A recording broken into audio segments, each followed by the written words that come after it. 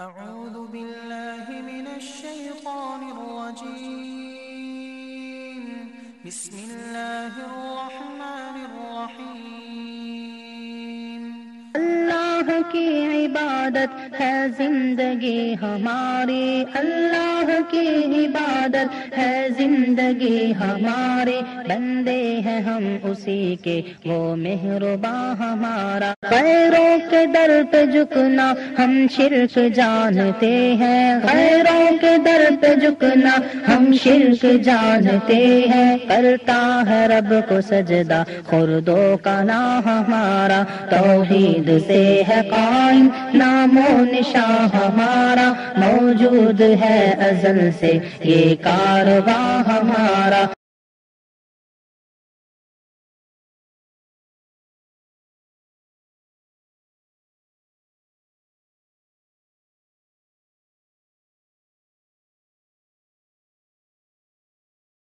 یہ نہیں کہا کہ تمہارا اس کے علاوہ کوئی رب ہے، کیوں؟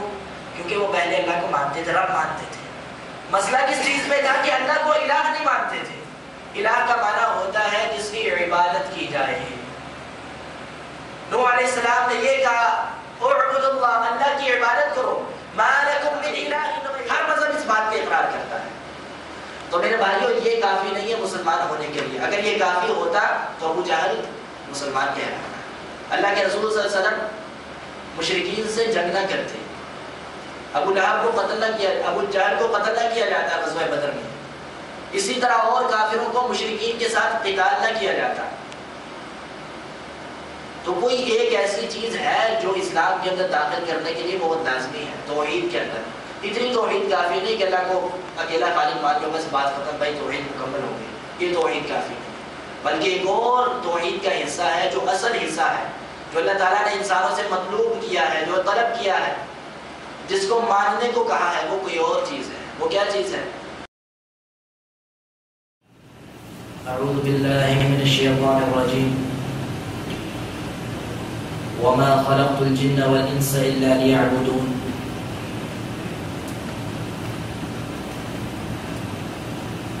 تمام قسم کی حمد و ثنا اور کبریائی اللہ وحدہ لا شریک کے لیے ہے۔ اس کے بعد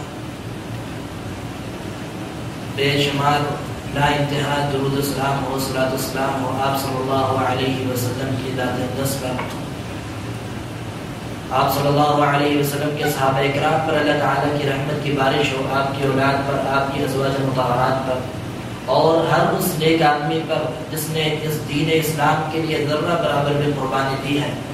ہم اللہ تعالیٰ سے دعا گو ہیں، یا اللہ تیرے یہ نیک لوگ اس مقام پہ بھی آرام فرما رہے ہیں، ان کی قبروں پر اپنی رحمت کی بارش برسا۔ عزیزان محترم، یہاں اس درس کا آغاز کیا گیا ہے جو کہ انشاءاللہ ہر ہفتے درس ہوا کرے گا، اور ہم نے باقاعدہ ایک کتاب منتخب کی ہے جس کے اوپر درس دیا جائے گا، اور وہ ہے کتاب التوحید، کہ ہر ہفتے انشاءاللہ جمعرات بعد نماز عشاء یا کتاب التوحید پڑھائی جائے گی، اس کا درس ہوگا۔ تو سب سے پہلے میں کتاب کا تعارف کروا دوں، اور پھر انشاءاللہ اگلی دفعہ جو ہے آپ کو کتابیں بھی دی جائیں گی اور باقاعدگی کے ساتھ درس کا آغاز ہوگا۔ آج میں آپ کے سامنے توحید کا ذرا تعارف کراؤں گا، توحید کسے کہا جاتا ہے، کہ عقیدہ توحید کیا ہے۔ اگر آپ دنیا کے سارے حالات میں دیکھیں، سارے حالات کی طرف توجہ کریں، مسلمانوں کے خاص طور پر، تو آپ کو بڑی بے سکونی، بے چینی، بدامنی ملے گی۔ پوری دنیا میں جہاں بھی کوئی مسلمان ہے ہر جگہ بے چین ہے اور بے سکون ہے، امن نہیں، بدامنی ہے، کہیں دہشت گردی کی وجہ سے، کہیں بھوک کی وجہ سے۔ تو پورے مسلمانوں کے حالات جو ہیں بڑے خراب ہیں، کوئی خودکشی کر رہا ہے، کوئی پارلیمنٹ کے سامنے آ کے اپنے آپ کو آگ لگا رہا ہے، کوئی اپنے گردے بیچ رہا ہے، کوئی اپنے بچے بیچ رہا ہے، یہاں تک لوگ جو ہے یہ سب کچھ کرتے ہیں۔ اس سارے یہ جو حالات ہیں ان کی وجہ کیا ہے؟ ان کی جو سب سے بڑی بنیادی وجہ یہ ہے کہ انسان اپنی زندگی کا مقصد بھول گیا ہے. انسان کو اپنی زندگی کا مقصد نہیں پتا ہے. لوگ سمجھتے ہیں شاید ہماری زندگی کا مقصد یہ ہے کہ ہم اس دنیا میں آئیں گے, کھائیں گے, پیئیں گے, شادی کریں گے, اس کے بعد ہماری اولاد ہوگی, بس خلاص اس کے بعد مر جانا ہے. یہ زندگی کا مقصد ہے. اب جب لوگوں کو بھوک لگتی ہے, کھانے کو نہیں ملتا, تو وہ سمجھتے ہیں شاید زندگی کا جو اصل مقصد تھا وہ ختم ہو گیا, وہ خودکشی کر لیتے ہیں. تو انسان اپنی زندگی کا مقصد بھول چکا ہے, جس کی وجہ سے یہ سارے حالات انسان کے پیدا ہو رہے ہیں. اگر جس کو اپنی زندگی کا مقصد پتا ہے وہ کبھی بھی ایسے کام نہیں کرتا, چاہے اسے آپ اے سی والے کمرے میں بٹھا دیں یا جیل کی سلاخوں میں پھینک دیں. جسے اپنی زندگی کا مقصد پتا ہے وہ کبھی بھی نہ خودکشی کرے گا, نہ اپنے نفس پہ کبھی ظلم نہیں کرے گا. ہماری زندگی کا مقصد کیا ہے؟ جیسا کہ میں نے آپ کے سامنے آیت کریمہ تلاوت کی, اللہ تعالیٰ نے فرمایا وَمَا خَلَقْتُ الْجِنَّ وَالْإِنسَ إِلَّا لِيَعْبُدُونِ, کہ ہم نے جنوں اور انسانوں کو صرف اور صرف اپنی عبادت کے لیے تخلیق کیا ہے, پیدا کیا ہے. تو ہماری زندگی کا مقصد اللہ تعالیٰ نے کیا بتایا ہے کہ اللہ تعالیٰ کی ہم عبادت کریں, اللہ کی عبادت کریں اور اس کے علاوہ کسی اور کی عبادت نہ کریں. ہر اس معبود کا انکار کرتے ہیں جو جس کی اللہ کو چھوڑ کر عبادت کی جاتی ہے. یہ ہماری زندگی کا مقصد ہے اور اسے توحید کہا جاتا ہے. اسے کیا کہا جاتا ہے؟ توحید. تو یہ جو توحید ہے یہ ہماری زندگی کا مقصد ہے. یہ سارا جو ہم کھا رہے ہیں, پی رہے ہیں, سو رہے ہیں, اٹھ رہے ہیں, کوئی جاگتا ہے, کوئی کام کرتا ہے, پیسے کمانا, کوئی جو بھی ہم اس دنیا میں کر رہے ہیں, یہ ساری کے سارے اس نظام کا مقصد صرف اور صرف اللہ کی توحید کے لیے ہے. اللہ تعالیٰ نے اس کائنات کو بنایا, جنوں اور انسانوں کو تخلیق کیا صرف اپنی توحید کے لیے. تو انسان کی زندگی کا مقصد توحید ہے. اب جس کو توحید کی سمجھ آ جائے اسے آپ کہیں بھی پھینک دیں, جیل میں پھینک دیں, پھر بھی وہ کبھی خودکشی نہیں کرے گا, وہ وہاں بھی اللہ تعالیٰ کو یاد کرے گا. کیوں؟ اس کے سینے میں ایک عقیدہ ہے, اسے عقیدہ توحید کہا جاتا ہے. تو یہ توحید اللہ کی بہت بڑی نعمت ہے, اسی کے لیے سارا کچھ بنایا گیا. اور اس کے بعد جب اللہ تعالیٰ نے انسان کو تخلیق کیا تو انسان جب اپنے راستے سے بھٹک گیا تو اللہ تعالیٰ نے اپنے انبیاء کو بھیجنا شروع کیا, اپنے رسولوں کو بھیجنا شروع کیا, تاکہ انسان جو بھٹک گیا ہے اسے سیدھا راستہ دکھایا جا سکے. انبیاء جو دعوت لے کر آئے, اللہ کے رسول جو اللہ کے جتنے رسول آئے اس دنیا میں, جو دعوت لے کر آئے اللہ کے رسول, وہ کون سی دعوت تھی؟ وہ دعوت توحید تھی. یعنی انسان اس دنیا میں آیا توحید کے لیے. جب انسان بھٹکا تو اللہ نے انبیاء کو بھیجا, ان کی دعوت کا مقصد بھی توحید تھا. تو ہر جگہ اللہ تعالیٰ کی جو ہے دین اسلام جو ہے, ہر جگہ دین میں ہمیں توحید ہی توحید ملے گی. یہ توحید دین کی اصل ہے, اساس ہے, بنیاد ہے. اگر توحید کو نکال دیا جائے باقی کچھ نہیں بچتا. ہم نماز پڑھتے ہیں اللہ کے لیے, اللہ کے لیے نماز پڑھنا جسے توحید کہا جاتا ہے.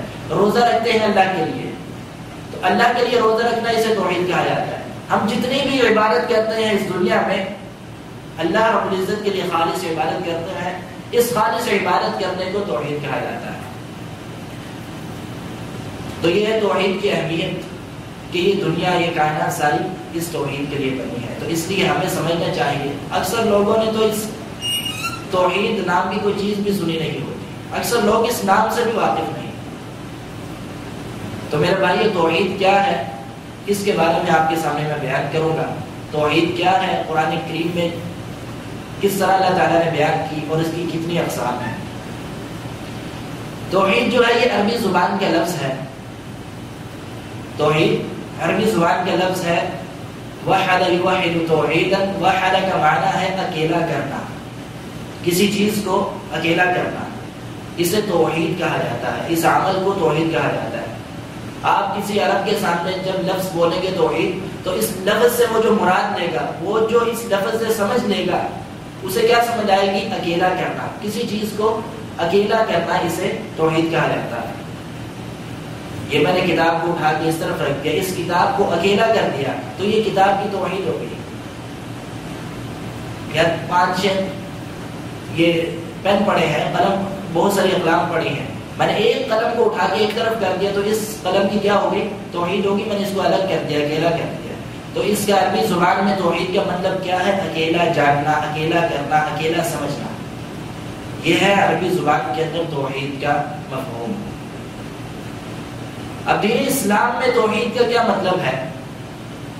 دین کی اصطلاح میں, دین کی زبان میں, قرآن و حدیث کے اندر توحید کا کیا مطلب ہے؟ کہ جہاں بھی توحید کا لفظ آئے گا، احد کا لفظ آئے گا، واحد کا لفظ آئے گا، اس سے مراد کیا ہوگا کہ اللہ رب العزت کی توحید، کہ اللہ تعالیٰ اپنی ربوبیت میں، اپنی الوہیت میں اور اسی طرح اپنے اسماء و صفات میں اکیلا ہے۔ تو جب ہم قرآن اور حدیث میں توحید کا لفظ پڑھیں گے تو اس کا کیا مطلب ہوگا کہ اللہ تعالیٰ اپنی ربوبیت میں یعنی اپنے رب ہونے میں، اپنی الوہیت میں، الوہیت کا معنی ہے عبادت، اپنی عبادت میں اور اسی طرح اپنے اسماء اور اپنی صفات میں اللہ رب العزت یکتا ہے، اکیلا ہے، اس کا کوئی شریک نہیں۔ یہ قرآن اور حدیث کے اندر توحید کا مفہوم ہے۔ اب آپ قرآن پاک کا مطالعہ کریں، قرآن کو پڑھیں تو آپ کو اللہ تعالیٰ کی 3 قسم کی توحید ملے گی۔ قرآن پاک میں اللہ تعالیٰ کی 3 قسم کی توحید ہے، یا تو اللہ تعالیٰ کی توحید ربوبیت ہے، یا اللہ تعالیٰ کی توحید الوہیت ہے، یا توحید اسماء و صفات ہے۔ اب اس کی تفصیل میں انشاءاللہ ایک باری باری بیان کرتا ہوں۔ توحید ربوبیت کسے کہا جاتا ہے؟ یہ پہلی قسم ہے توحید کی جو قرآن پاک میں ہمیں ملتی ہے، توحید ربوبیت۔ توحید کا معنی ہو گیا اکیلا کرنا، ربوبیت، توحید ربوبیت یعنی اللہ کی ربوبیت میں اسے اکیلا جاننا۔ اب یہ ربوبیت کیا ہے؟ ربوبیت جو ہے یہ لفظ نکلا ہے رب سے، اللہ تعالیٰ ہمارا رب ہے، تو یہ جو رب لفظ ہے اس سے ربوبیت کا یہ لفظ نکلا ہے۔ رب کا کیا مطلب ہے؟ ہم ویسے تو کہتے ہیں اللہ ہمارا رب ہے، لیکن ہمیں یہ نہیں پتا کہ رب کا مطلب کیا ہے۔ یہ بڑا بنیادی سوال ہے کہ آپ کو رب کا مطلب ہی نہیں پتا۔ ایک مسلمان اللہ کو اپنا رب کہہ رہا ہے لیکن اسے یہ نہیں پتا کہ رب کہتے کسے ہیں۔ عربی زبان کا لفظ ہے، رب کسے کہتے ہیں؟ تو اس کے اوپر ذرا متوجہ رہیں، یہ بڑا سمجھنے کا نقطہ ہے کہ رب کسے کہا جاتا ہے۔ عربی زبان میں رب کا مطلب ہے اسے رب کہا جاتا ہے جو نشو و نما کرے، پالے پوسے، کسی کی پرورش کرے، اسے رب کہا جاتا ہے۔ آپ اگر اپنا اقامہ نکال کے دیکھیں اس کے اوپر لکھا ہوگا رب الاسرہ۔ اسرہ کہتے ہیں فیملی کو یا خاندان کو، خاندان کا رب مطلب کیا ہے؟ خاندان کو پالنے والا، ان کی پرورش کرنے والا۔ تو رب کا مطلب کیا ہے؟ پالنے والا، پرورش کرنے والا۔ یہ رب کا پہلا مطلب ہے، پہلا مفہوم ہے۔ اس کے اندر ہی اس کا معنی محصور نہیں بلکہ رب کے بہت سارے مطلب ہیں، ان میں پہلا مطلب کیا ہے؟ پہلا معنی کیا ہے؟ پالنے والا، پرورش کرنے والا۔ اور اس کے بعد اگر آپ قرآن پاک پڑھیں، اللہ تعالیٰ نے قرآن پاک میں فرمایا فَإِنَّهُمْ عَدُوٌّ لِّي إِلَّا رَبَّ الْعَالَمِينَ، فَإِنَّهُمْ عَدُوٌّ لِّي، یہ سب میرے دشمن ہیں، إِلَّا رَبَّ الْعَالَمِينَ، سوائے رب العالمین کے یعنی تمام جہانوں کے رب کے۔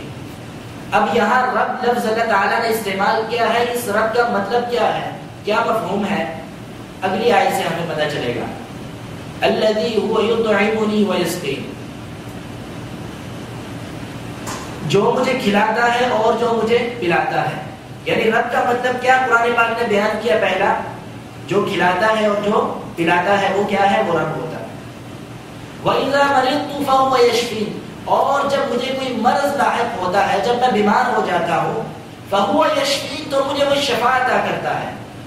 یہ بھی رب کا ایک کام ہے، جو شفا عطا کرے وہ کون ہے؟ وہ ہمارا رب ہے۔ وَالَّذِي يُمِيتُنِي ثُمَّ يُحْيِينِ، اور اس کے بعد پھر فرمایا جو مجھے مارتا ہے، جو مجھے مردہ کرتا ہے، جو مجھے موت عطا کرتا ہے، ثُمَّ يُحْيِينِ، اور پھر مجھے اس موت سے ایک حیات عطا کرتا ہے۔ تو جو مارتا ہے، جو زندہ کرتا ہے، اسے رب کہا جاتا ہے۔ تو اس آیت کریمہ میں رب کا مفہوم واضح ہو گیا کہ رب اسے کہا جاتا ہے جو انسان کی پرورش کرے، جو انسان کو پالے، زندہ سے مردہ کرے اور مردہ کو زندہ کرے۔ یہ رب کا پہلا مطلب ہے۔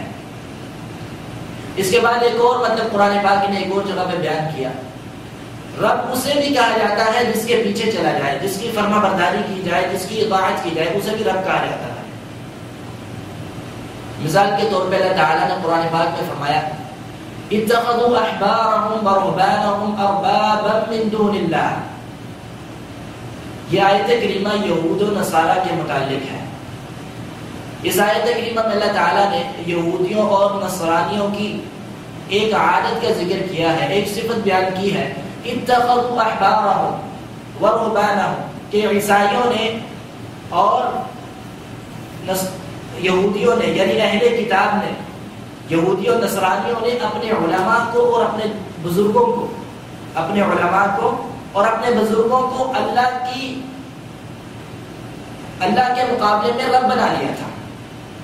اربابا من دون اللہ، عیسائیوں نے کیا کیا؟ اپنے بزرگوں کو اور اپنے علماء کو اللہ کے علاوہ رب بنا لیا تھا، اللہ کو چھوڑ کر اپنے علماء کو رب بنا لیا تھا۔ اب یہاں رب بنانے کا مطلب کیا ہے؟ وہ انہیں سجدے نہیں کیا کرتے تھے، یا ان کے سامنے جا کے ان کے لیے نمازیں نہیں پڑھتے تھے، یا ان کے لیے روزے نہیں رکھتے تھے، بلکہ اس آیت کریمہ میں رب بنانے کا مطلب کیا ہے؟ حدیث میں اللہ کے رسول صلی اللہ علیہ وسلم نے فرمایا کہ عدی بن حاتم رضی اللہ عنہ، حاتم طائی کے بیٹے ہیں، اللہ کے رسول صلی اللہ علیہ وسلم کے پاس آئے اور آ کے کہنے لگے، اے اللہ کے رسول، اس آیت کریمہ میں اللہ تعالیٰ نے جو فرمایا ہے کہ یہود و نصارہ نے اپنے علماء کو رب بنا لیا تھا اللہ کے علاوہ، اس آیت میں جو اللہ تعالیٰ نے رب کا تذکرہ کیا ہے، ہم تو اپنے علماء کو رب نہیں بنایا تھا، ہم نے اپنے علماء کو رب نہیں بنایا تھا، نہ ہم ان کے سامنے سجدے کیا کرتے تھے، نہ ہم ان سے دعائیں کیا کرتے تھے، نہ ہم ان کے لیے نماز پڑھا کرتے تھے، نہ ہم ان کی عبادت کرتے تھے۔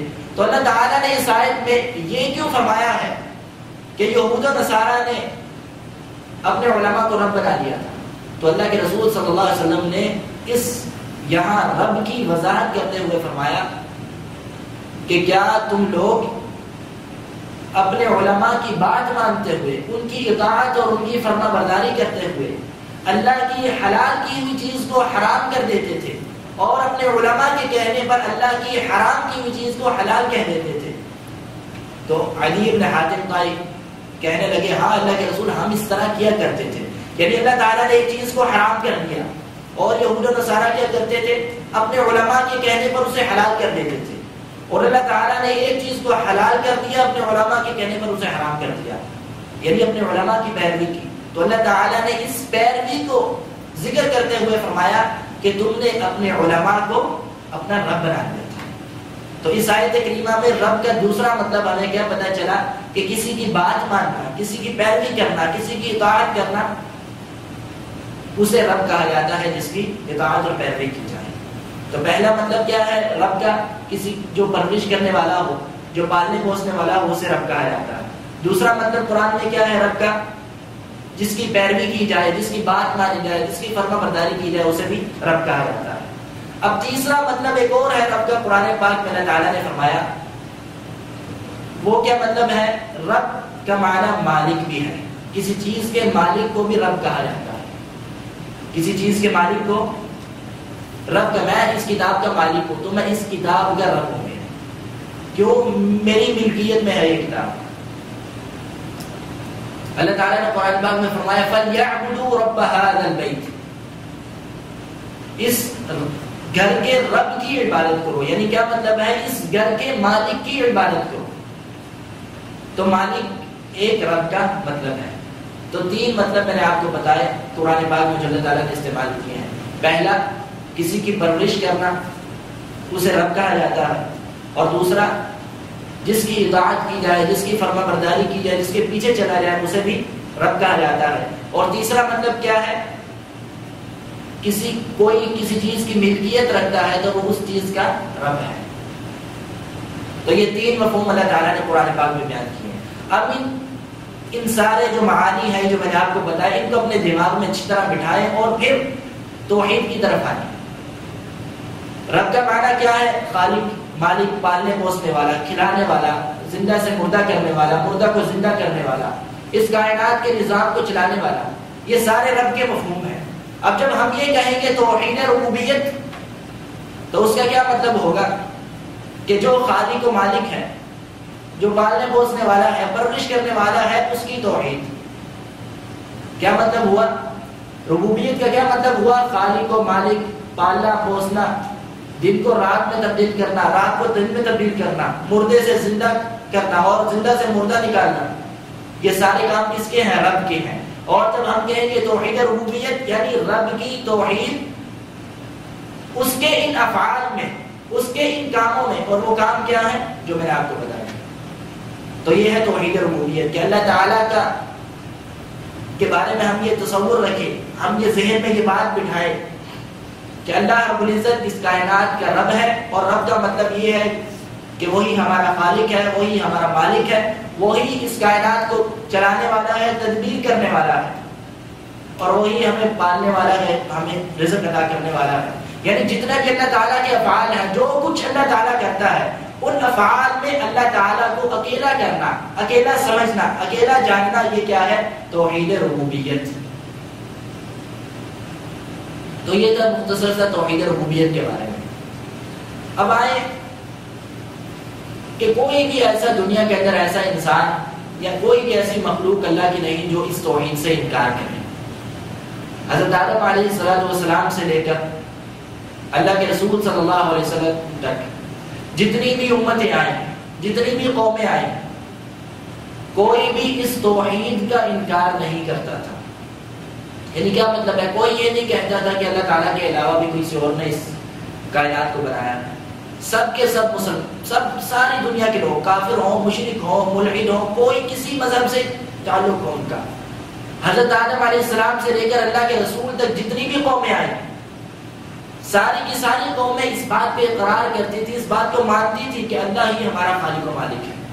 یعنی اس توحید کو، توحید ربوبیت کو ہر قوم مانتی ہے۔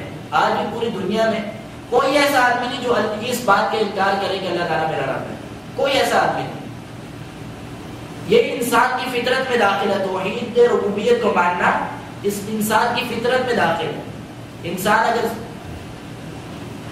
دین کو ایک طرف کر کے اپنی عقل سے بھی سوچے تو انسان کے ذہن میں یہی بات آئے گی کہ اللہ تعالیٰ نے ہی مجھے پیدا کیا ہے، وہی میرا خالق و مالک ہے۔ تو یہ توحید ربوبیت انسان کی فطرت میں داخل ہے، تو اس کا انکار کوئی کر ہی نہیں سکتا۔ اگر کوئی تکبر اور غرور کے اندر آ کے کہہ بھی دے کہ میں سب سے بڑا رب ہوں، تو دل سے تو اسے بھی پتا ہوگا کہ بھائی میں رب نہیں، میں کھاتا ہوں، میں پیتا ہوں، میں سوتا ہوں، جاگتا ہوں۔ یہ کھانا پینا اللہ کی صفت، یہ رب کی صفت نہیں ہو سکتی۔ جو رب ہوتا ہے وہ نہ سوتا ہے، نہ کھاتا ہے، نہ پیتا ہے، اس سے ان چیزوں کی حاجت نہیں ہوتی، وہ ان چیزوں سے پاک ہوتا ہے۔ مثال کے طور پہ فرعون نے رب ہونے کا دعویٰ کیا تھا۔ قرآن پاک میں اللہ تعالیٰ نے فرمایا، فرعون نے کیا کہا اپنے قوم سے؟ فقال انا ربکم الاعلی، میں سب سے بڑا رب ہوں۔ یہ بھی نہیں کہا کہ میں رب ہوں، بلکہ کہا میں سب سے بڑا رب ہوں۔ اب آپ کو سوچیں، کیا فرعون اس کا دل اس بات میں راضی ہوگا؟ دل سے اس بات کو تسلیم کرتا ہوگا کہ میں رب ہوں؟ بلکہ وہ بھی تکبر اور غرور سے اس نے آ کے کہہ دیا کہ میں رب ہوں۔ وہ بھی جانتا تھا کہ وہ رب نہیں ہے، وہ ایک انسان ہے، جس طرح اس کی رعیت ہے، وہ ایک بادشاہ ہے، بس اس سے زیادہ کچھ نہیں ہے۔ اور اسی بات کو اللہ تعالیٰ نے قرآن پاک میں بھی ذکر کر دیا، وَجَحَدُوا بِهَا وَاسْتَيْقَنَتْهَا أَنفُسُهُمْ ظُلْمًا وَعُلُوًّا، کہ ان لوگوں نے انکار تو کیا اللہ تعالیٰ کا، یہ کہہ دیا کہ ہم رب ہیں، وَاسْتَيْقَنَتْهَا أَنفُسُهُمْ ظُلْمًا وَعُلُوًّا، یہ جو انکار کیا تھا یہ صرف تکبر اور غرور کے اندر آ کے کیا تھا، بلکہ ان کا دل اس بات کے اوپر یقین رکھتا تھا، وہ یقین رکھتے تھے پکا کہ ہم رب نہیں ہے، رب ایک ہی ہے۔ تو کوئی انسان دنیا کے اندر ایسا نہیں آیا، کوئی ایسی مخلوق نہیں جو اس بات کے انکار کرے کہ اللہ ہمارا خالق ہے۔ ہر کوئی اس بات پہ اقرار کرتا ہے کہ اللہ ہمارا خالق و مالک ہے۔ کیوں؟ کیونکہ یہ انسان کی فطرت میں شامل ہے، ایک اللہ کو ماننا۔ اسی طرح اللہ ایک شعر ہے عربی زبان کا، وَكُلُّ شَيْءٍ لَهُ آیَةٌ تَدُلُّ عَلَىٰ أَنَّهُ وَاحِدٌ، ہر چیز کے اندر، اس دنیا کی ہر چیز کے اندر ایک علامت ہے، ایک نشانی ہے، ہر چیز کے اندر ایک نشانی ہے، تدل علی انہ واحد، جو اس بات پہ دلالت کرتی ہے انہ واحد، کہ وہ اکیلا ہے، واحد ہے، احد ہے۔ یعنی اللہ رب العزت کی وحدانیت کے اندر ہر چیز اللہ کی وحدانیت کے اوپر دلالت کرتی ہے، اس دنیا میں کوئی بھی چیز ہے۔ تو انسان کی فطرت میں شامل ہے کہ اللہ رب العزت کو اکیلا جانے، اس کے رب ہونے کا اقرار کرے کہ اللہ رب العزت کے علاوہ کوئی بھی ہمارا خالق و مالک نہیں، کوئی نہ ہمیں کھلا سکتا ہے، نہ پلا سکتا ہے، نہ ہمیں کوئی مار سکتا ہے، نہ کوئی زندہ سے مردہ کر سکتا ہے، نہ مردہ سے زندہ کر سکتا ہے، نہ دن اور رات کو بنا سکتا ہے اور رات کو دن میں تبدیل کر سکتا ہے۔ یہ جتنے سارے اختیارات ہیں، یہ سارے کام ہیں، یہ کسی اختیار میں ہیں؟ یہ اللہ رب العزت کے اختیار میں ہیں۔ اسے توحید ربوبیت کہا جاتا ہے، اور ہر انسان اس کا اقرار کرتا ہے۔ یہ بات ذرا ذہن میں رکھیں، ہر انسان اس کا اقرار کرتا ہے۔ اب آئے مشرکین مکہ کے مشرک، یعنی اللہ کے رسول کے زمانے کے جو مشرک لوگ تھے، کافر تھے، انہیں کیا کہا جاتا ہے؟ مشرکین مکہ. اور اس زمانے کو اللہ کے رسول کے زمانے سے جو پہلے کا زمانہ تھا اس زمانے کو زمانہ جاہلیت کہا جاتا ہے. جاہل تھے بیچارے، شرک کیا کرتے تھے، توحید کا علم نہیں تھا، اس لیے اس زمانے کو زمانہ جاہلیت کہا جاتا ہے. اس زمانے کے جو مشرک تھے ان کا بھی یہ عقیدہ تھا، یعنی ابو جہل، ابو لہب اور یہ جتنے لوگ تھے مشرک تھے اس زمانے میں، جتنے کافر تھے، ان سب کا یہ عقیدہ تھا کہ اللہ تعالیٰ نے ہمیں پیدا کیا ہے، اللہ ہی ہمیں رزق دیتا ہے، اللہ تعالیٰ ہی اس کائنات کے نظام کو چلا رہا ہے. یعنی بڑی عجیب بات ہے کہ وہ کافر بھی ہیں، وہ لوگ کافر بھی ہیں، مشرک بھی ہیں، لیکن اس کے ساتھ اس بات کی اقرار بھی کر رہے ہیں، اس بات کو تسلیم بھی کرتے ہیں کہ اللہ تعالیٰ نے ہمیں پیدا کیا ہے. ہمارے یہاں ایک بہت غلط تصور ہمارے بعض بھائیوں کے دماغوں میں بیٹھا ہے کہ بھائی وہ جو مشرک تھے، مشرکین مکہ کے زمانے کے مشرک، وہ تو اللہ کو مانتے ہی نہیں تھے، وہ اللہ کو مانتے ہی نہیں تھے، وہ تو انکار کرتے تھے اللہ کا. لیکن اگر آپ قرآن پاک پڑھیں تو اللہ تعالیٰ نے قرآن پاک میں وضاحت کی اس بات کی. قرآن پاک میں اللہ تعالیٰ فرماتا ہے قُلْ مَن يَرْزُقُكُم مِّنَ السَّمَاءِ وَالْأَرْضِ. اپنے نبی سے کہا قل، اے میرے نبی سے کہہ دو، مَن يَرْزُقُكُم مِّنَ السَّمَاءِ وَالْأَرْضِ. تمہیں زمین و آسمان سے رزق کون دیتا ہے؟ تمہیں کون کھلاتا ہے؟ رزق کون عطا کرتا ہے؟ یہ اللہ تعالیٰ اپنے نبی سے کہہ رہا ہے کہ ان مشرکوں سے پوچھو، ان کافروں سے پوچھو، مَن يَرْزُقُكُم مِّنَ السَّمَاءِ وَالْأَرْضِ، تمہیں زمین و آسمان سے رزق کون دیتا ہے؟ پھر فرمایا اَمَّن يَمْلِكُ السَّمْعَ وَالْأَبْصَارَ، کہ تمہاری اس بصارت اور اس سماعت کے اوپر کس کی ملکیت ہے؟ یعنی یہ جو تمہارا دیکھنا ہے اور تمہارا جو سننا ہے، تمہاری سماعت ہے، اس کا مالک کون ہے؟ اَمَّن يَمْلِكُ السَّمْعَ وَالْأَبْصَارَ، یہ تمہاری سماعت کا، تمہاری بصارت کس کے قبضے میں ہے؟ اس کا مالک کون ہے؟ اس کے بعد پھر فرمایا وَمَن يُخْرِجُ الْحَيَّ مِنَ الْمَيِّتِ وَمَن يُخْرِجُ الْمَيِّتَ مِنَ الْحَيِّ. اے میرے نبی ان سے پوچھو کون ہے جو مردے سے زندہ نکالتا ہے اور پھر زندہ سے مردے کو نکالتا ہے؟ یہ سوال اللہ کے رسول اپنی قوم سے کر رہے ہیں، ان مشرکین، ان کفار سے کر رہے ہیں، کافروں سے کر رہے ہیں کہ تمہیں رزق کون دیتا ہے؟ تمہاری سماعت اور تمہاری بصارت کا مالک کون ہے؟ کس کے قبضے میں ہے؟ زندہ سے مردہ کو کون نکالتا ہے؟ مردہ سے زندہ کون نکالتا ہے؟ اس کے بعد پھر فرمایا وَمَن يُدَبِّرُ الْأَمْرَ، کہ ساری کائنات کے نظام کو کون تدبیر کر رہا ہے؟ اس کائنات کا نظام کون چلا رہا ہے؟ اسے تدبیر کرنے والا مدبر کون ہے؟ اب اللہ کے رسول صلی اللہ علیہ وسلم کو اللہ تعالیٰ حکم دے رہا ہے کہ یہ سوال، یہ جتنے سوال ہیں یہ اپنی قوم سے پوچھو، ان مشرکوں سے پوچھو. پھر اللہ تعالیٰ خود جواب دیتا ہے فَسَيَقُولُونَ اللَّهُ، بس وہ ضرور کہیں گے، یعنی یہ کافر یہ مشرک ضرور کہیں گے فَسَيَقُولُونَ اللَّهُ، کہ اللہ رب العزت ہے. وہ کہیں گے کہ اللہ رب العزت ہے جو یہ سب کچھ کرنے والا ہے. تو اس لیے یہ جو ہم بعض ہمارے بھائیوں نے ایک ذہنیت بنا رکھی ہے کہ مشرکین مکہ یا اللہ کے رسول کے زمانے کے کافر اللہ تعالیٰ کو نہیں مانتے تھے، یہ غلط ہے، یہ عقیدہ غلط ہے. اللہ تعالیٰ کا قرآن کیا کہتا ہے کہ وہ اللہ تعالیٰ کو مانتے تھے، اللہ کو خالق بھی مانتے تھے، مالک بھی مانتے تھے. ایک اور آیت میں اللہ تعالیٰ نے فرمایا وَلَئِن سَأَلْتَهُم مَّنْ خَلَقَهُم، جب تم ان سے سوال کرو گے من خلقہم، انہیں کس نے پیدا کیا، انہیں تخلیق کس نے کیا، لَيَقُولُنَّ اللَّهُ، بس وہ ضرور کہیں گے اللہ تعالیٰ نے ہمیں پیدا کیا. تو کئی جگہ پہ اللہ تعالیٰ نے اس عقیدے کا ذکر کیا کہ مشرکین مکہ، ابو جہل، ابو لہب، عتبہ، شیبہ، جتنے کافر تھے اس زمانے کے، سارے اس بات پہ اقرار کرتے تھے، سارے مانتے تھے کہ ہمیں اللہ تعالیٰ نے پیدا کیا، ہمارا خالق و مالک اللہ، سب مانتے تھے. اب سوچنے کی بات یہ ہے کہ اگر وہ اللہ تعالیٰ کو اپنا خالق مانتے تھے، اگر وہ اللہ تعالیٰ کو، یہ عقیدے کی بات ہے، بڑی باریک بات اس کی طرف متوجہ ہے کہ اگر وہ اللہ تعالیٰ کو خالق مانتے تھے، اپنا مالک مانتے تھے، اس کائنات کا نظام چلانے والا مانتے تھے، مدبر مانتے تھے کہ اللہ تعالیٰ ہی اس کائنات کو تدبیر کرنے والا ہے، تو پھر اللہ تعالیٰ نے قرآن پاک میں یہ کیوں کہا قُلْ يَا أَيُّهَا الْكَافِرُونَ، قل کہہ دو یا ایھا الکافرون، اے کافرو. عجیب بات یہ ہے کہ اللہ تعالیٰ کو وہ خالق بھی مان رہے ہیں، وہ اس بات کو تسلیم کر رہے ہیں یا اللہ تو ہی ہمارا خالق و مالک ہے، تو ہی ہمیں رزق دینے والا ہے، تو ہی ہمیں کھانے اور پلانے والا ہے، تو ہی ہمیں موت عطا کرنے والا ہے. یہ صحیح بات ہے کہ نہیں؟ بات ٹھیک ہے نا، صحیح عقیدہ ہے، لیکن اللہ تعالیٰ ان پہ کفر کا فتویٰ لگا رہا ہے، انہیں کافر کیوں کہہ رہا ہے؟ قرآن پاک کی سورت ہے قل یا ایھا الکافرون، حکم دے رہے اپنے نبی کو قل کہہ دو اے کافروں. جب وہ خالق بھی مان رہے ہیں اللہ کو، مالک بھی مان رہے ہیں، پھر اللہ تعالیٰ نے انہیں کفر کا فتویٰ کیوں لگا دیا؟ سوچنے کی بات ہے. تو اس آیت کریمہ سے پتہ چلتا ہے کہ خالی یہ کہہ دینا کہ اللہ خالق و مالک ہے، اللہ کی توحید ربوبیت کو مان لینا، یہ توحید ربوبیت ہے نا کہ اللہ خالق و مالک ہے، توحید ربوبیت کو مان لینا کافی نہیں ہے. مسلمان ہونے کے لیے توحید ربوبیت کا اقرار کر لینا کافی نہیں، بلکہ اس کے بعد ایک اور چیز آتی ہے. جب تک انسان اس کا اقرار نہ کر لے، اسے تسلیم نہ کر لے، اسے مان نہ لے، انسان مسلمان نہیں ہو سکتا.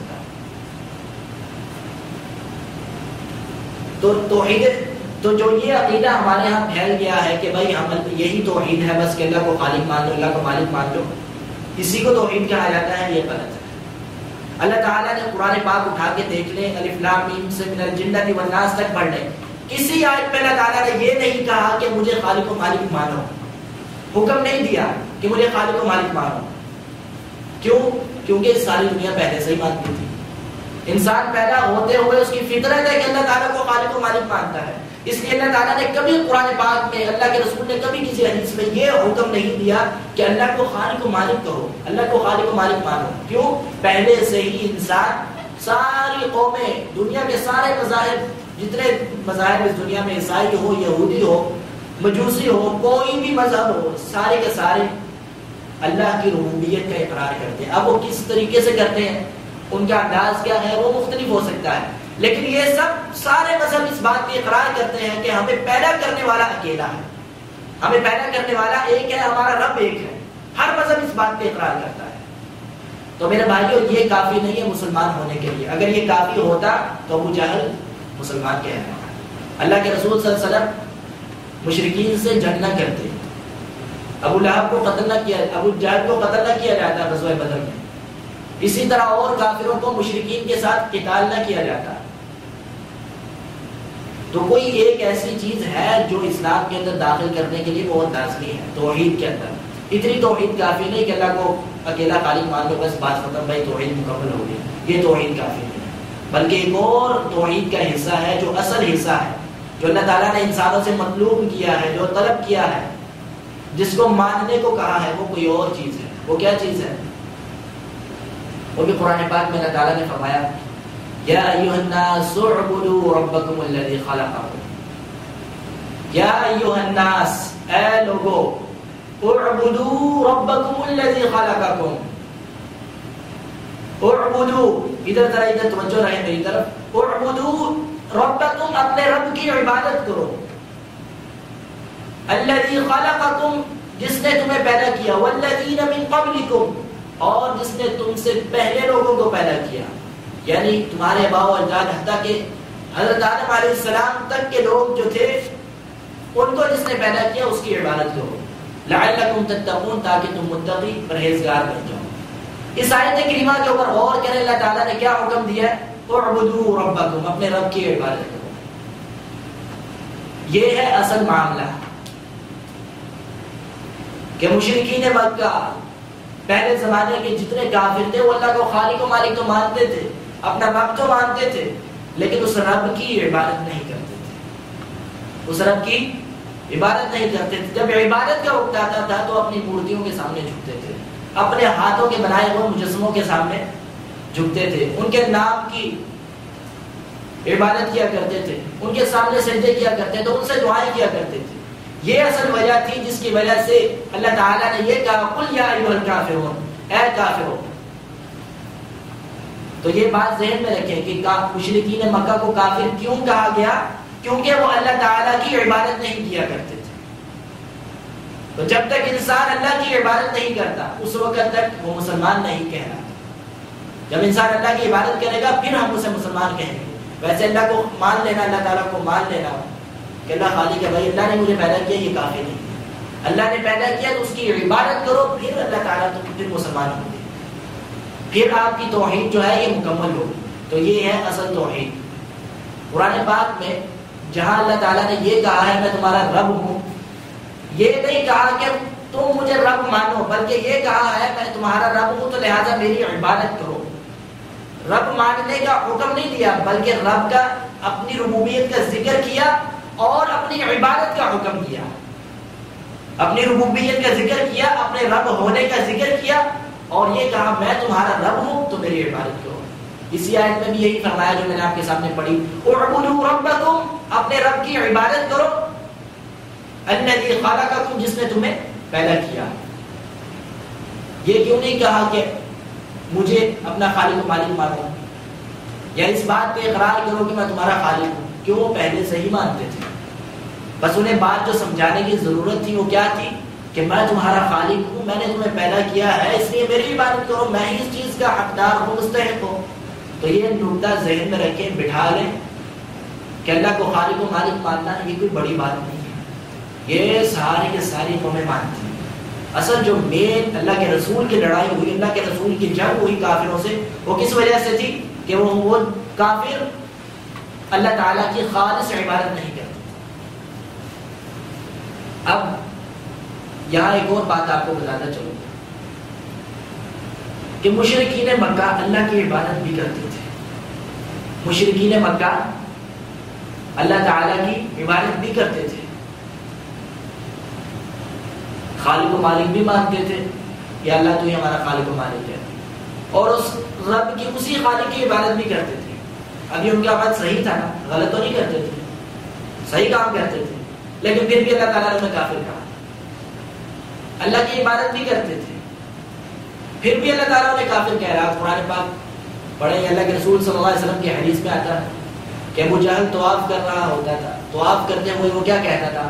لبیک اللہم لبیک۔ ابو جہل کافر ہے، کافروں کا سردار ہے، سب سے بڑا، مسلمانوں کا سب سے بڑا دشمن تھا، اور وہ کیا کہہ رہا ہے؟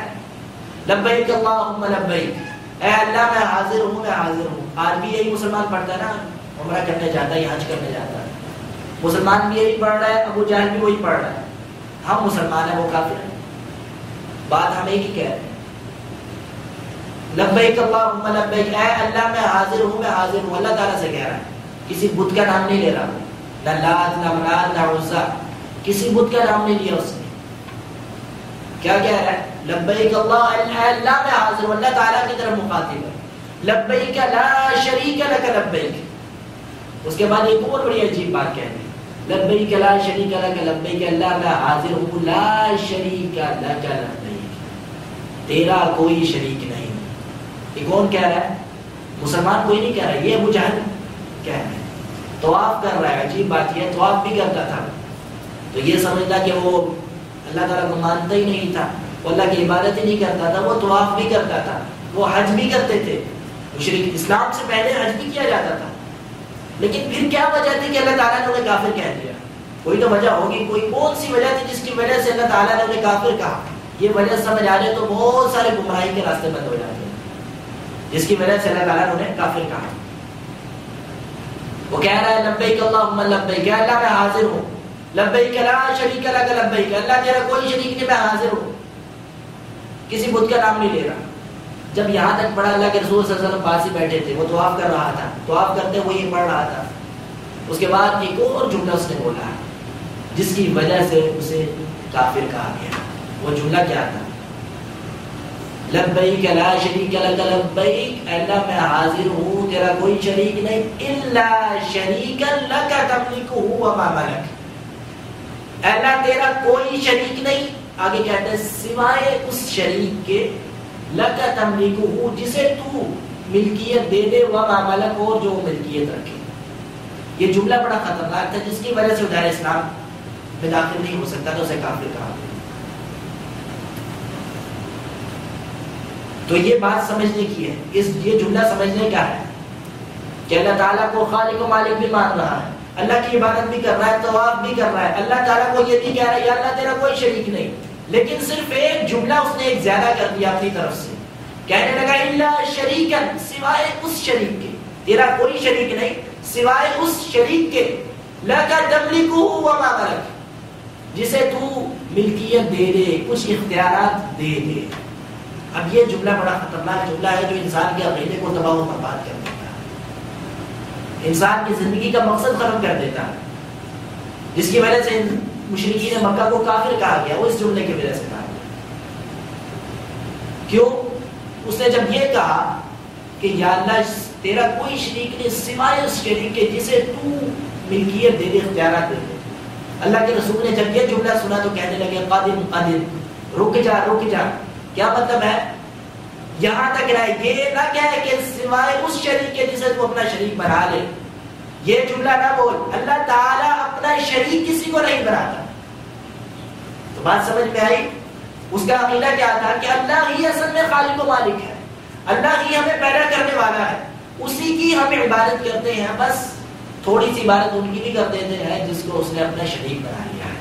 اللہ کی عبادت کرتے ہیں، اللہ کی عبادت کرتے کرتے ہم تھوڑی سی عبادت ان لوگوں کی بھی کر دیتے ہیں جن کو اللہ تعالیٰ تھوڑے اختیارات دیتے ہیں۔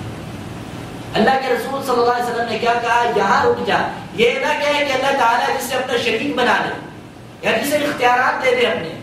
اللہ تعالیٰ اپنے اختیارات کسی کو نہیں دیتا۔ اللہ تعالیٰ کسی کو اختیار نہیں دیتا کہ بھائی یہ دنیا چلاؤ، یہ کائنات کا نظام سنبھال لو۔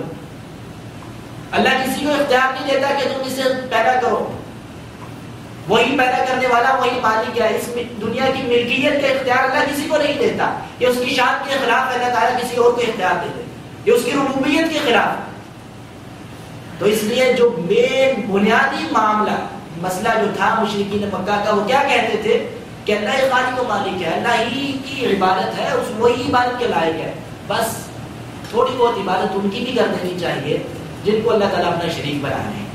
تو یہ جو مسئلہ ہے، یہ یہاں سے گمراہی شروع ہوتی ہے، جہاں انسان یہ سمجھنے لگتا ہے کہ اللہ تعالیٰ اپنا شریک بنا دیتا ہے کسی کو۔ اللہ تعالیٰ کسی کو اپنا شریک نہیں بناتا، اللہ کسی کو اپنا شریک نہیں بناتا۔ اب وہ کوئی بھی ہو، کسی شکل میں بھی ہو شریک، کوئی اللہ کے نبی کو اٹھا کے اللہ کے مقابلے پہ لے آئے اللہ کے وہ نبی کو، تو وہی بھی غلط ہوگا۔ کسی نیک آدمی کو، اللہ کے کسی ولی کو، صالح نیک بزرگ آدمی کو جو بہت اللہ کی عبادت کرتا رہا، اب اس نیک آدمی کو کے بارے میں یہ انسان گمان کرنے لگے کہ بھائی اس کے پاس بھی اختیارات ہیں، یہ بھی کوئی کائنات کا نظام چلا سکتا ہے، تو یہ وہی کام ہو جائے گا جو ابو جہل نے کیا تھا، یہ وہی عقیدہ ہمارا بن جائے گا جو ابو جہل کا عقیدہ تھا۔ اس لیے کوئی نیک آدمی ہو اس کی عزت، اس کا احترام کرنا چاہیے، لیکن یہ انسان کرے عقیدہ رکھ لے اس کے بارے میں کہ بھائی یہ بھی تھوڑا بہت تصرف کا اختیار رکھتا ہے، یہ بھی کائنات میں تھوڑی بہت تدبیر کر سکتا ہے، نظام چلا سکتا ہے، تو یہ عقیدہ یہ شرک ہو جائے گا۔ کیوں؟ اللہ تعالیٰ نے یہ کائنات کا نظام اپنے لیے رکھا ہے۔ مشرکین مکہ کے بارے میں قرآن کی آیت پر غور کریں، اللہ تعالیٰ کہتا ہے وَمَن يُدَبِّرُ الْأَمْرَ، کہ ان مشرکوں سے پوچھو یہ کائنات کا نظام چلانے والا کون ہے؟ فَسَيَقُولُونَ اللَّهُ، تو وہ مشرک کیا کہیں گے؟ اللہ تعالیٰ کائنات کا نظام چلانے والا ہے۔ یہ مشرکین مکہ بھی اللہ کی ربوبیت میں شرک نہیں کرتے تھے، اس بات میں کسی اور کو شریک نہیں ٹھہراتے تھے کہ اللہ کے ساتھ کوئی اور بھی ہے، کوئی اللہ کا بزرگ یا ولی یا نبی یا فرشتہ یا جن جو نظام چلا رہا ہے، کبھی کسی مشرک نے یہ عقیدہ نہیں رکھا۔ تو اس لیے یہ اختیارات اللہ کے ہیں، اللہ تعالیٰ اپنے اختیارات میں کسی کو شریک نہیں کرتا، اپنا شریک کسی کو نہیں بناتا کہ اللہ تعالیٰ اپنے ساتھ کسی اور کو شریک اس کو بنانے کی ضرورت ہوتی ہے جو عاجز ہو جائے، جو اپنا کام نہ نمٹا سکے، اسے شریک شراکت کی ضرورت ہوتی ہے۔ شراکت کی کس کو ضرورت ہوتی ہے؟ شراکت کی کس کو ضرورت ہوتی ہے؟ جس انسان کے پاس کوئی اختیار نہ ہو، طاقت نہ ہو کہ کام کرنے کی، اسے کسی شریک کی ضرورت ہوتی ہے۔ بھائی یار میرا تھوڑا سا ہاتھ بٹا دو، اسے ضرورت ہوتی ہے۔ جو اکیلا سارے اختیارات جس کے جو سارا کچھ کر سکتا ہے اس دنیا میں، اسے کسی کی مدد کی ضرورت نہیں ہوتی۔ اللہ تعالیٰ ہر چیز کے اوپر قادر ہے، ان اللہ علی کل شیء قدیر، اللہ تعالیٰ ہر چیز کے اوپر قادر ہے، تو اسے کسی اور کو شریک بنانے کی ضرورت کیا ہے؟ تو اللہ تعالیٰ کی شان کے خلاف ہے کہ اللہ تعالیٰ کسی اور کو شریک بنا دے۔ تو اس لیے یہ ہے توحید ربوبیت کہ کسی اور کو الگ کوئی اور اللہ کا شریک نہیں کسی بھی اس کے اختیار میں۔ اس کے بعد جو بنیادی مسئلہ جس کی وجہ سے مشرکین مکہ کو کافر کہا گیا، انہیں مشرک کہا گیا، وہ کیا تھا کہ وہ یہ عقیدہ رکھتے تھے کہ اللہ تعالیٰ اپنے بعض اختیارات اپنے نیک لوگوں کو بھی دے دیتا ہے۔ اس عقیدے کی وجہ سے اللہ تعالیٰ نے انہیں یہ کہا قل یا ایھا الکافرون، اے کافرون، اس کے بعد آگے چلیں، مشرکین مکہ کے زمانے میں، یہ میں دلائل دے رہا ہوں کہ مشرکین مکہ بھی توحید کو مانتے تھے۔ اللہ تعالیٰ نے قرآن پاک میں ایک آیت کریمہ میں ذکر کیا ہے فَإِذَا رَكِبُوا فِي الْفُلْكِ دَعَوُا اللَّهَ مُخْلِصِينَ لَهُ الدِّينَ۔ اس آیت پہ ذرا غور کریں اور اپنا جو ہماری جو ذہنیت بن چکی ہے کہ وہ اللہ کو مانتے نہیں تھے، اس کو ذرا سامنے رکھیں اور اس آیت کریمہ پہ غور کریں۔ فَإِذَا رَكِبُوا فِي الْفُلْكِ، جب وہ کسی کشتی میں سوار ہوتے، کون؟ مشرکین مکہ۔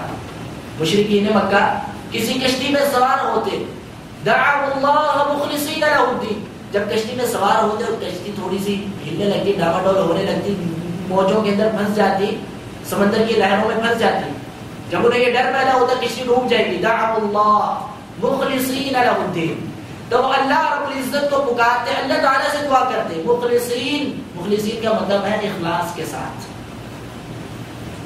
جب ان کی کشتیاں پھنس جاتی سمندر کی موجوں میں، اس وقت وہ کسی بت کو نہیں پکارتے تھے، کسی مورتی کو نہیں پکارتے تھے، نہ لات کو، نہ منات کو، نہ عزا کو، نہ حبل کو، کسی کو نہیں پکارتے تھے۔ اپنے سارے کے سارے ہاتھ کے بنائے ہوئے بتوں کو بھول کر ایک طرف رکھ کے کس کو پکارتے تھے؟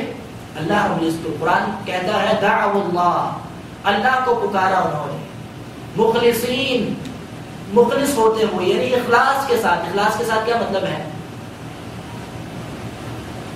اخلاص کا کیا مطلب ہے؟ کہ اللہ تعالیٰ کے ساتھ کسی اور کو نہیں پکارا، یہ نہیں کہ یا اللہ تو بھی ہماری اس کشتی کو چھڑا دے تو اس کے ساتھ ہی اپنے کسی بت کو بھی پکار لیا کہ وہ بھی اس کشتی کو جو ہے پار لگا دے، یہ نہیں کیا تھا۔ یہ اخلاص نہیں۔ اخلاص کا معنی ہے کہ صرف اور صرف اللہ رب العزت کے لیے اپنی پکار کو خالص کر دیا تھا، اللہ تعالیٰ کو پکارا، کسی اور کو نہیں پکارا، اسے اخلاص کہا جاتا ہے۔ تو قرآن پاک کیا کہتا ہے کہ مشرکین مکہ جب کشتیوں میں سوار ہوتے، جب انہیں پتا ہوتا کہ اب پھنس گئے ہیں، کوئی اور چھڑانے والا نہیں ہے، دیکھیں سوچو انہیں کتنا یقین تھا اللہ تعالیٰ کے اوپر، اللہ تعالیٰ کے اوپر کتنا بھروسہ، کتنا اعتماد تھا کہ مشکل کے وقت، پھنسے وقت اللہ تعالیٰ کو وہ پکار رہے اخلاص کے ساتھ۔ یعنی جو اپنے وہ بتوں کی پوجا کرتے تھے سب سے منہ موڑ لیتے تھے، انہیں یقین ہو جاتا تھا کہ یہ بت بھی آج کام آنے والے نہیں اس کشتی میں اندر، صرف اللہ تعالیٰ ہی ہے جو پکار سکتا ہے۔ اسی طرح اگر ابو جہل کے بیٹے اکرمہ رضی اللہ عنہ، جو پہلے دار اسلام میں نہیں تھے، بعد میں مسلمان ہوئے، پہلے غیر مسلم کے بعد میں جب مسلمان ہوئے، تو جب مکہ فتح ہو گیا، اس وقت تک وہ اسلام انہوں نے قبول نہیں کیا تھا۔ جب مکہ فتح ہو گیا، ان کو یقین آ گیا کہ اب بچنے والے نہیں مسلمانوں سے ہم، تو وہ بھاگ گئے حبشہ کی طرف۔ حبشہ کی طرف، یہ واقعہ سننے والا تھا، حبشہ کی طرف بھاگ گئے، کشتی میں سوار ہوئے، کشتی موجوں میں پھنس گئی، سمندر کی لہروں میں پھنس گئی، الٹنے کا خطرہ ہوا، غرق ہونے کا خطرہ ہو گیا کہ بھائی یہ کشتی ڈوب جائے گی، مر جائیں گے۔ اکرمہ رضی اللہ عنہ اس وقت مسلمان نہیں ہوئے تھے، اس ڈر سے بھاگ کے گئے، مکہ سے حبشہ کی طرف ہجرت کر کے گئے کہ کہیں مجھے مسلمان نہ ہونا پڑ جائے، اپنے دین کے اوپر اتنے پکے تھے۔ جب کشتی سمندر میں پھنس گئی تو ملا جو کشتی چلا رہا تھا کہنے لگا اب کشتی پھنس گئی ہے، کوئی نہ لات کو پکارے، نہ منات کو پکارے، نہ عزا کو پکارے، یہ بتوں کے نام ہیں۔ اب کشتی پھنس گئی ہے، کوئی بتوں کو نہ پکارے۔ انہوں نے کہا کس کو پکارنا ہے؟ کہا محمد کے رب کو پکار۔ جب کشتی پھنس گئی تو ملا کیا کہنے لگا سواروں سے کہ اب یہاں بتوں کو یاد نہ کرنا، یا بتوں کو نہ پکارنا، اپنے کسی بزرگ کو، کسی نیک آدمی کو، کسی نبی کو، کسی فرشتے کو، کسی جن کو، کسی کو نہ پکارنا، یہاں محمد کے رب کو پکارو صلی اللہ علیہ وسلم۔ اب عجیب بات ہے، اکرمہ رضی اللہ عنہ کہنے لگے کہ اگر محمد کے رب کو ہی پکارنا تو بھاگنے کا کیا فائدہ ہے؟ اسی سے بھاگ کے تو ہم جا رہے ہیں، اسی سے بھاگ کے تو ہم جا رہے ہیں کہ ہم اللہ کی عبادت کرتے ہیں، لیکن ہم اپنے ان بتوں کو نہیں چھوڑ سکتے۔ محمد صلی اللہ علیہ وسلم کہتے ہیں ان بتوں کو چھوڑ دو، اسی سے بھاگ کے تو ہم جا رہے ہیں۔ اگر ادھر کشتی میں، اگر جو کشتی میں سمندر کے اندر ہمیں نجات دے سکتا ہے جو رب، تو وہ تو زمین کے اوپر بھی ہمیں نجات دے سکتا ہے، جو بحر میں نجات دے سکتا ہے وہ بھر میں بھی نجات دے سکتا ہے۔ تو پھر واپس گئے اور جا کے مسلمان ہو گئے اکرمہ رضی اللہ عنہ۔ اس کے بعد واپس گئے اور جا کے اللہ کے رسول کے اوپر ایمان لے آئے اور صحیح توحید کا دعویٰ کیا۔ اب سوچیں ذرا کتنا پکا ایمان تھا اور مشرکوں کا، مشرک بھی ہے، کافر بھی ہے، لیکن ان کا ایمان کتنا پکا تھا کہ کشتی میں جب پھنس گیا کہتے کیا ہے کہ اب بتوں کو یاد نہ کرنا، اب محمد کے رب کو پکارنا، وہی اس کشتی سے نجات پا سکتا۔ تو اس لیے میرے بھائیوں یہ ہے توحید، اس توحید کو سمجھنا چاہیے۔ اب اس کے لیے ہمیں پیدا کیا گیا ہے، اسی کے لیے انبیاء کو بھیجا گیا۔ قرآن کریم اٹھائے، سارے انبیاء کا اللہ تعالیٰ نے نام لے لے کر ان کی دعوت کا ذکر کیا ہے۔